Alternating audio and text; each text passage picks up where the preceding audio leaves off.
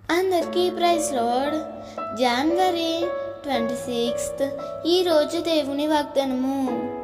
వారి దుఃఖమునకు ప్రతిగా సంతోషమిచ్చి వారిని ఆదరించెదను.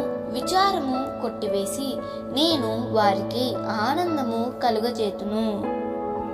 ఇర్మియా 31:13 నీలో ఉన్న విచారమును, నీ దుఃఖమును, నీ హృదయంలో పడుతున్న వేదనను ఈ లోకంలో ఉన్న వారెవ్వరూ నిన్ను చూడకపోవచ్చు.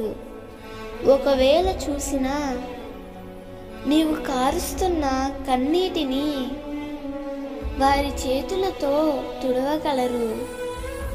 అంతకు మించి నీకు ఎటువంటి సహాయం చేయలేరు. అయితే నీవు సేవిస్తున్న ప్రభువు నీవు కారుస్తున్న కన్నీటిని ఇక ఎన్నటికీ కార్చకుండా ఆపుటకు సమర్థుడు.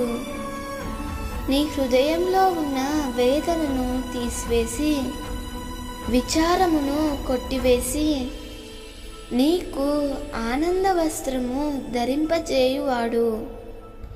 ఈరోజు నీకున్న కొద్ది స్థితిని బట్టి కృంగిపోక ప్రభువు మీద ఆధారపడి గొప్ప ఆనందమును అనుభవించు.